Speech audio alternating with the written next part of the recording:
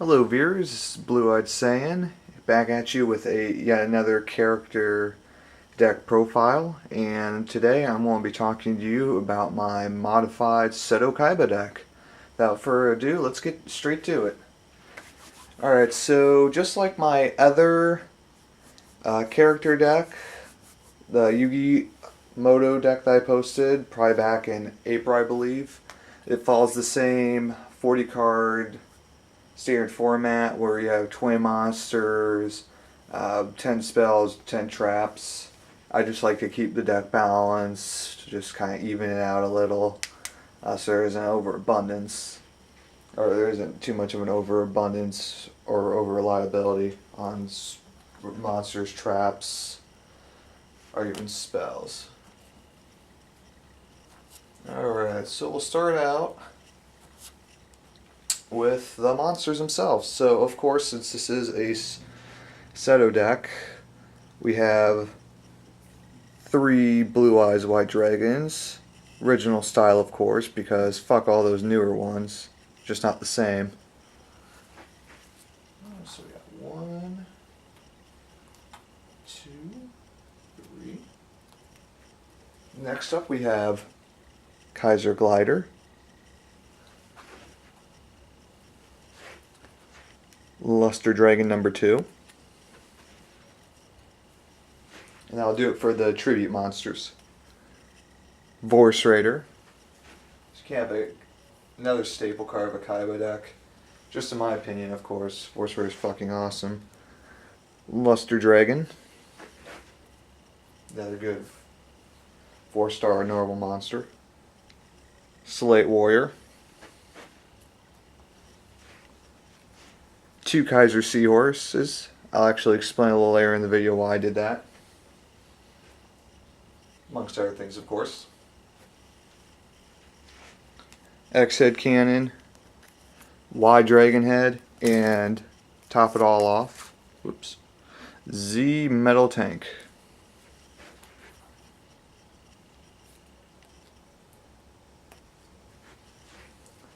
Lajen, the Mystical Genie of the Lamp.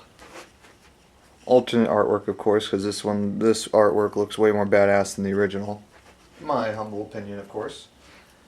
Ryu Kishin Powered. Blade Knight.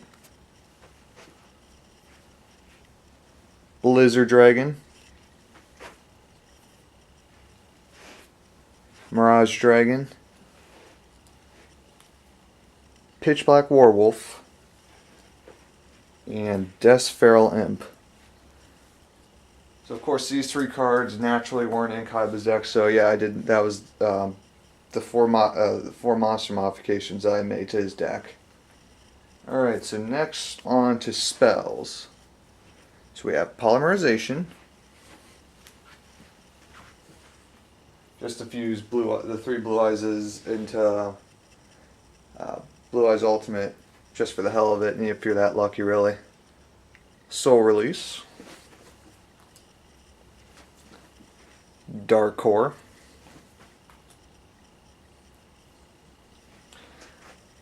Enemy Controller. Shrink.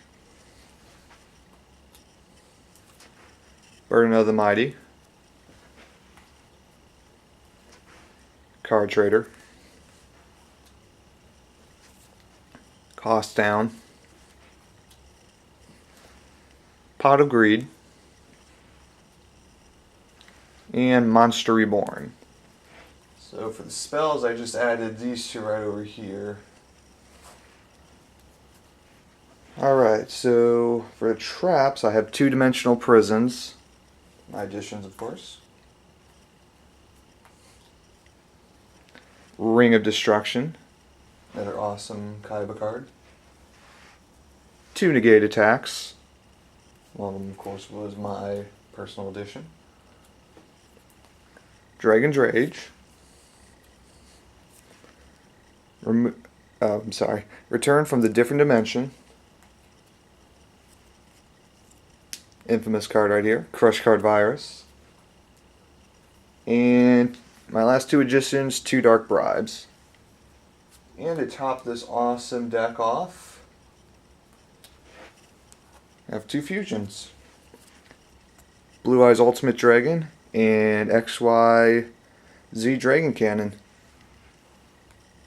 Those two right there.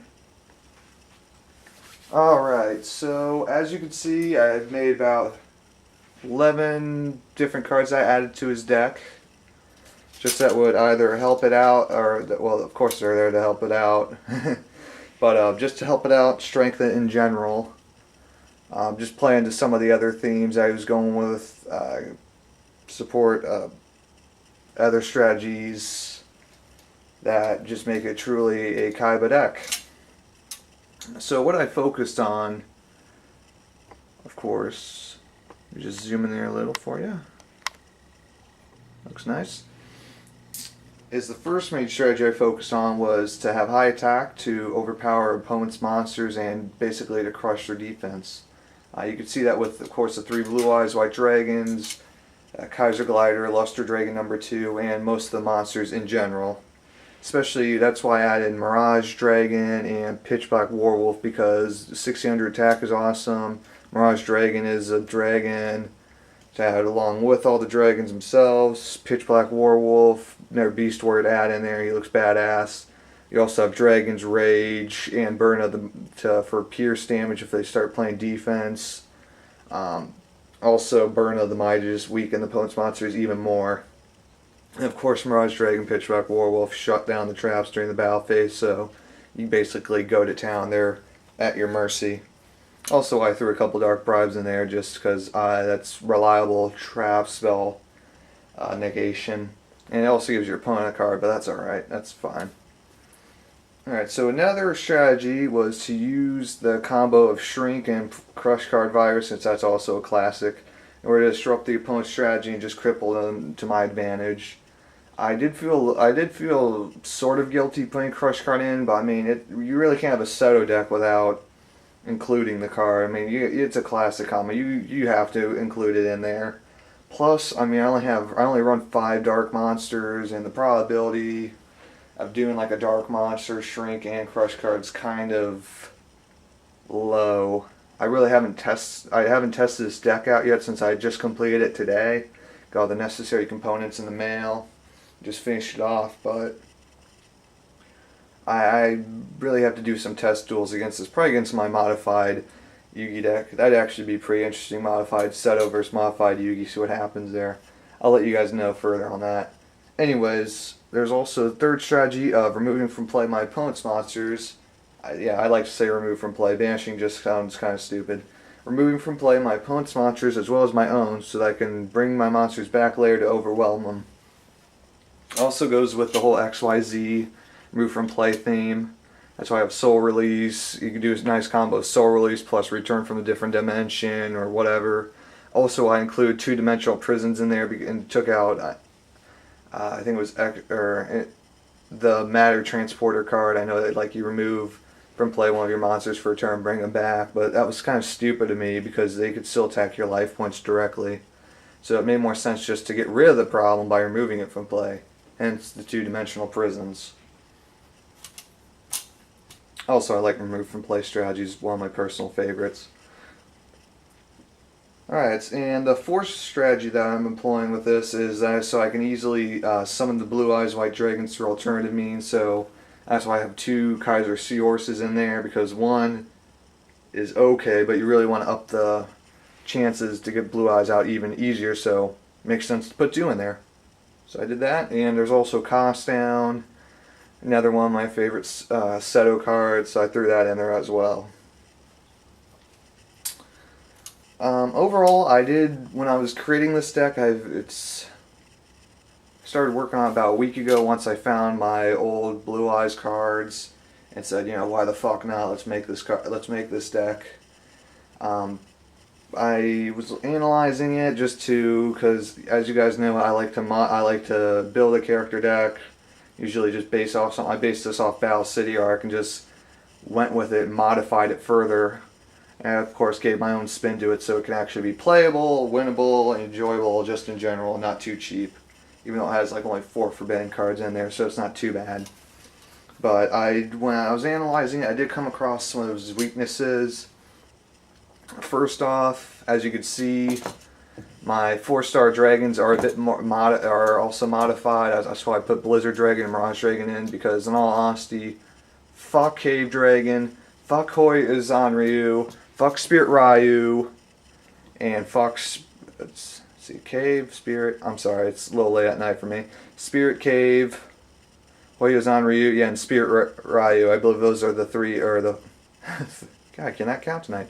Those are the 4 dragons he was using. Also Luster Dragon, even though I think that was more in like the movie Pyramid of Light, something along those lines. But you know, whatever.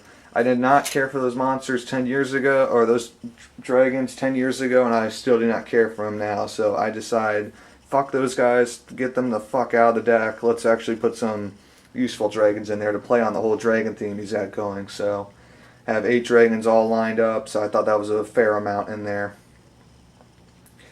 Also, I didn't see most of his deck is composed. If you watch the anime or look up on the Yu-Gi-Oh Wikipedia, most of his deck's just full of combos, like Legend plus Ancient Lamp, Lord of D, the Flute plus Flute of Summoning Dragon, Paladin of White Dragon plus White Dragon Ritual, Ring of Destruction plus Ring of Defense. I mean, those are all good. They're good and all, but it's just you'd have to be either incredibly lucky or really dueling in the anime to be that frickin' convenient every time for you to use those combos. So I mean, I built this deck so that it could actually work without those combos and just be as successful as it can be. Just far too situational, in my own opinion. Overall, I did feel like I built a really awesome, successful deck that, you know, I think I only include about 11 of my own cards in there just to compensate for some of the other cards that have either sucked in his deck or were not released. You know, hint hint, Card of Demise, that would have been fucking awesome. But like I said, you know, some of the additions like Burn of the Mighty, Card Trader is awesome because, you know, it gives it some more search. But overall, I felt like I did a solid job. Add my own spin to it, but I mean, for the most part, you got that whole Seto Kaiba feel to it, and I think it's pretty solid in general. So if you guys like what I'm doing, please leave a like, comment, even subscribe if you haven't already, and stay tuned. I'm still working on the Joey deck, but still in like the planning phase at the moment because I'm still haven't satisfied with what I've come up with yet. So stay tuned. Hopefully I'll get that out to you guys at a later date. Bye everyone.